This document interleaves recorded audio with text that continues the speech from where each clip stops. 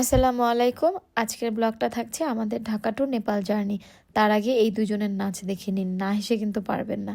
যা হোক, আমরা সকাল সকাল রেডি হয়ে চলে এসেছিলাম এয়ারপোর্টের উদ্দেশ্যে।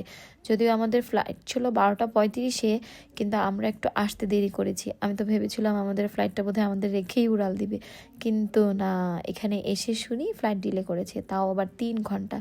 তো সেখানে আমরা বোর্ডিং পাস নিয়ে চলে গেলাম স্কাই লাউঞ্জে।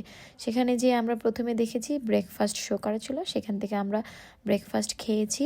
আমাদের যেহেতু অনেকটা টাইম অপেক্ষা করতে হবে, আমরা ওখানে বসে থাকতে থাকতে ওদের চলে এলো লাঞ্চ। ওদের কিন্তু ব্রেকফাস্টের থেকে লাঞ্চ আইটেমগুলো অনেক বেশি স্পেশাল, অনেক ভালো ভালো খাবার থাকে, চাইলে খাওয়া যায়। কিন্তু আসলে আমাদের অল্প খাবার খাওয়ার পর কিছুই আর খেতে ভালো লাগছিল না। এখানে যে আপেল জুসটা, এটা খুবই মজা, আমার কাছে ভালো লেগেছে। আর এখানে সবগুলো খাবারই মোটামুটি ভালো ছিল, কিন্তু ওই যে বেশি খাবার দেখলে খেতে ইচ্ছা করে না, আমাদের হয়েছে তাই। আমি শুধু বারবার দেখছিলাম আর ভিডিও করছিলাম, আসলে খাইনি। খাওয়া টাওয়া শেষ করে আমরা একটু আশপাশেও ঘুরেছিলাম। শুধু খেলে তো আর হবে না, আমাদের একটু ফটো ফটো তুলতে হবে, তো আমরা একটু ফটো সেশন করে নিলাম। এখানে কিছু খাবারের ছবি তুলে নিলাম। এই যে দেখুন, এ তো ক্লান্ত হয়ে শুয়েই পড়েছে। সেখান থেকে আমরা মা মেয়ে দুজন একটু মিররে ঢং ঢং করে নিলাম। এর মধ্যে আমাদের সময় হয়ে গেল ফ্লাইট ধরার। চলে গেলাম আমরা সেখান থেকে। ততক্ষণে প্রায় 3:30 বেজে গেছে। তো আমরা আজকে যাচ্ছিলাম বাংলাদেশ বিমানে। তো বাংলাদেশ বিমানের কথা আর কি বলবো, সবাই তো জানেন।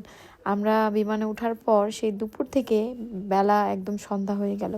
তো আমরা বসতে বসতে টেক অফ করলো। যত উপরের দিকে যাচ্ছিল তত বাড়িঘরগুলো ছোট হয়ে যাচ্ছিল, বিল্ডিংগুলো ছোট হয়ে যাচ্ছিল। তারপর আমাদেরকে খাবার দিয়ে দিল। এখানে ছিল এটা কেক আর ছিল স্যান্ডউইচ। এত পেট ভরা ছিল, এগুলো কিছুই খাইনি, সব কিছু এমনি রেখে দিয়েছি। আমি একটু কেক ট্রাই করেছিলাম, কিন্তু এটা অনেক বেশি মিষ্টি ছিল। তারপর আমরা একটু অপেক্ষা করছিলাম, যে ঘুমানো ট্রাই করছিলাম, কিন্তু এত অল্প সময়ে ঘুমও আসেনি। যা হোক, তাড়াতাড়ি করে আমরা চলে এসেছি নেপাল এয়ারপোর্টে। এখানে এসে আমরা লাগেজগুলো নিলাম, নিয়ে আমি জাস্ট এয়ারপোর্টটা একটু ভালো মতো দেখলাম। ওদের এয়ারপোর্টটা খুব একটা বড় না, ছোট, কিন্তু অনেক ডেকোরেটেড আর আমার কাছে পরিচ্ছন্ন লেগেছে। আমি এখানে আশপাশ থেকে একটুখানি ভিডিও করছিলাম। তারপর এখান থেকে আমরা একটু সিম কিনে নিয়েছি, মানি এক্সচেঞ্জ করে নিয়েছি। দেখুন, এই এরিয়াগুলো কিন্তু বেশ সুন্দর। আমার মেয়ে আর আমি হাত ধরাধরি করে হাঁটছিলাম। সেখান থেকে আমরা নিচে নামছিলাম। আমাদের হোটেল থেকে, যে হোটেল বুকিং করা ছিল, সেখান থেকে লোক নিতে এসেছে আমাদের। তো আমরা ট্যাক্সিতে উঠে গেলাম। ট্যাক্সিতে ওঠার পর আমার কাছে একদম ঢাকার ফিল মনে হলো ঢাকার কোনো গলি দিয়ে যাচ্ছি আমি। তারপর আমাদের হোটেলে চলে আসলাম 10 মিনিটের মধ্যেই। এই হোটেলটা আমার কাছে অনেক অ্যাস্থেটিক লেগেছে, একদম ট্রেডিশনাল ওয়েতে ওরা সাজিয়েছে। আমার কাছে ভালো লেগেছে। একদম লোকাল পিপল যে কারুকাজ পছন্দ করে, এটার প্রতিটা কোনায় কোনায় সেই কারুকাজটা ছিল। আমি একটু ভালো মতো ভিডিও করছিলাম আর দেখছিলাম। তো আমি হোটেলের ভিডিও করতে করতে ওরা আমাদেরকে রুমে নিয়ে আসলো। আমরা রুমের দিকে রওনা হলাম। তো এখানে দেখুন, ওদের প্রতিটা কারুকাজ অনেক সুন্দর আর নিখুঁতভাবে করা। তারপর আমরা রুমে চলে আসলাম।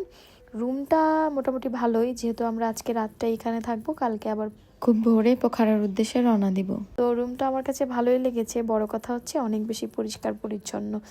আর আমি আর আমার মেয়ে দুজনে একটু ভিডিও করছিলাম। তো এখান থেকে বারান্দা থেকে এইরকম একটা ভিউ দেখা যায় জানালা থেকে। তো সেখান থেকে আমরা একটু ফ্রেশ হয়ে চলে গেছিলাম খাওয়ার জন্য। পাশেই একটা মুসলিম হোটেল আছে যেখানে হালাল খাবার পাওয়া যায়। ওখানে গিয়ে প্রথমে আমরা খেয়েছি মোমো, তারপরে নিয়েছিলাম চিকেন, আর এখানে বিরিয়ানি। সত্যি কথা বলতে, আসার আগে সবার কাছে শুনেছি নেপালের খাবার খুব একটা ভালো না, কিন্তু না, খাবার বেশ মজা।